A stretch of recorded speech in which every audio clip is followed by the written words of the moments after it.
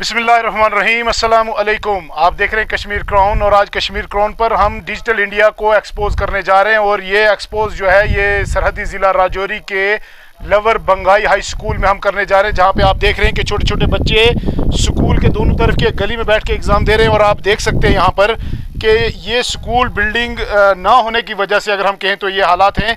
मैं आपको बताता चलूँ कि ये स्कूल हाई स्कूल लवर बंगाई के नाम से जाना जाता है और यहाँ पर जो है 166 बच्चे हैं लगभग। और ये हाई स्कूल जो है इसमें 10 क्लासें हैं और सिर्फ 3 कमरों में हम आपको थोड़ी सी डिटेल बता देते हैं। 3 कमरों में से एक कमरा जो है वो स्टाफ रूम है और 2 कमरे जो हैं उसमें 10 क्लासें लगती हैं जी।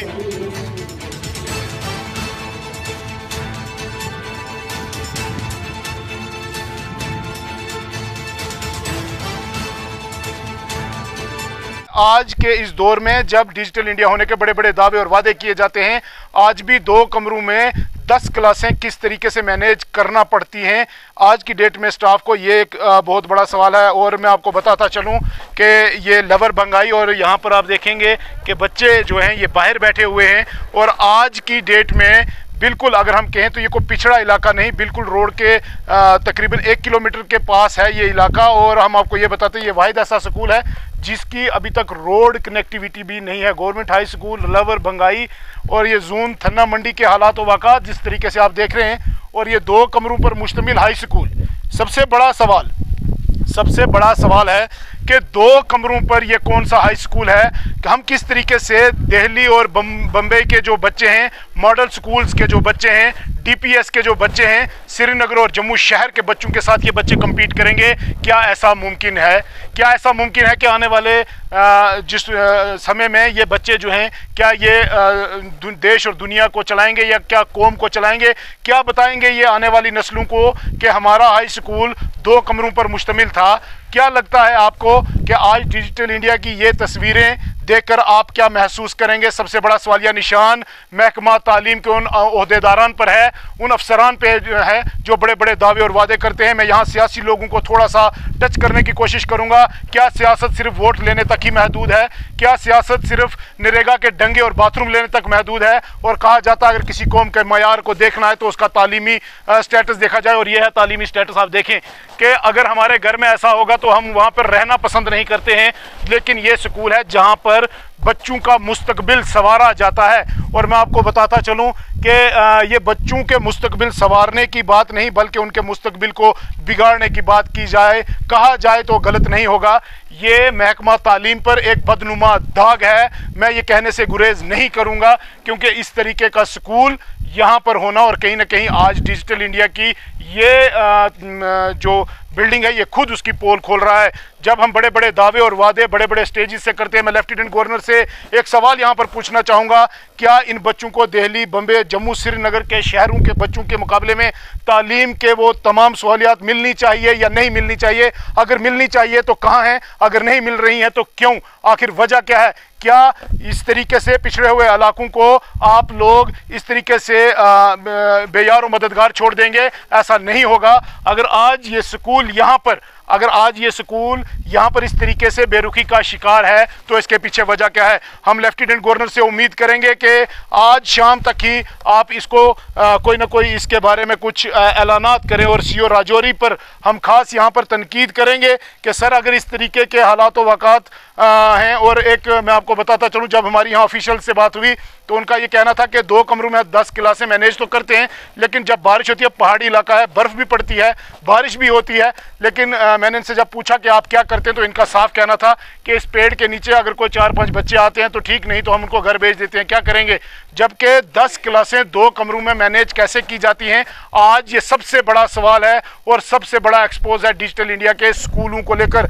अगर हम बात करें तो तालीमी निज़ाम को बेहतर बनाने के लिए शायद सरकार बड़े बड़े दावे और वादे कर रही है, लेकिन यहाँ पर आकर ये तमाम दावे और वादे जो हैं ये खोखले साबित हो रहे हैं। ये तमाम हालात व वाक़ात हम यहाँ के मकामी लोगों से भी आपकी बात करवाएंगे, उनका क्या कहना है। मैं सबसे पहले तो आपका शुक्रगुजार हूँ कि जिन्होंने हमारी आवाज़ और यहाँ पर मौके पर आकर देखने की कोशिश की।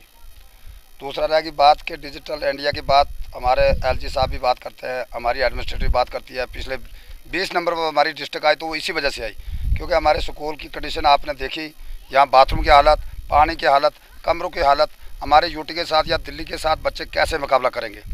नंबर 1 बात। नंबर 2 बात के सरपंचों को पावर तो दे दी, मगर हमारे लोअर बंगाई और ऊपर बंगाई का जो सरपंच है, पिछले 3 साल से हम उनकी मिन्नतें कर रहे हैं कि सर आप कोई फैसला ले और स्कूल की बिल्डिंग को बनवाने की तामत है।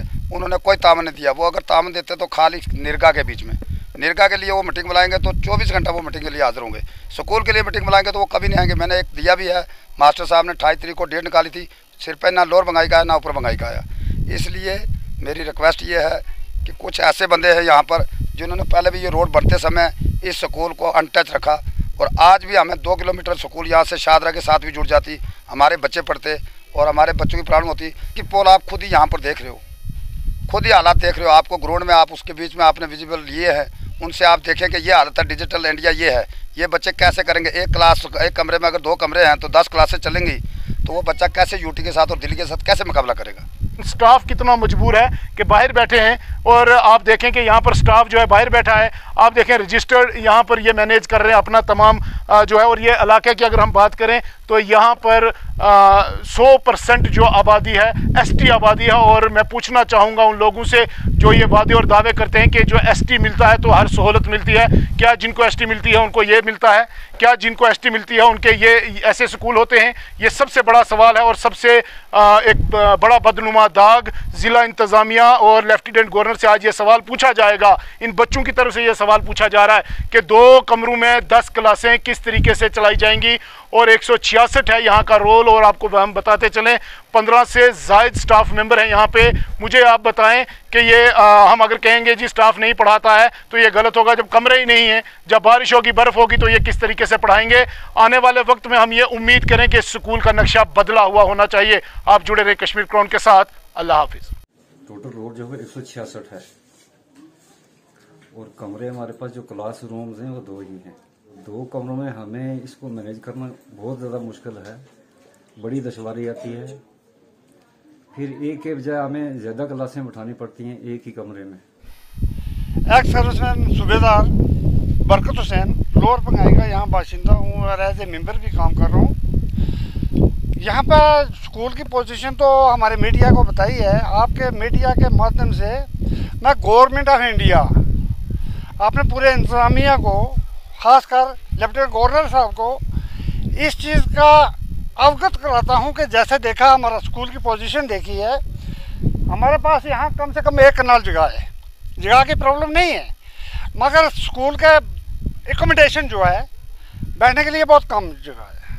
यह बात तो क्लियर होगी, आपने सुना है, मेरे साथियों ने बोला है, मीडिया ने बोला है। अगर इसकी पोजीशन देखें आप स्कूलों की, तो एक कमरे में हार्डली 10 से 12 बच्चे को एक साथ पढ़ा सकता है। 162 आदमी के बच्चों की स्ट्रेंथ है यहाँ पे, और अगर एकोमोडेशन हो तो यहाँ Rakib Sir's Excellence Parepura Srinagar offers coaching for 11th, 12th Arts and Commerce all subjects with Valley's top faculty on board. Visit Rakib Sir's Excellence Parepura Srinagar. Call on 9622 888 333 9469 888 333.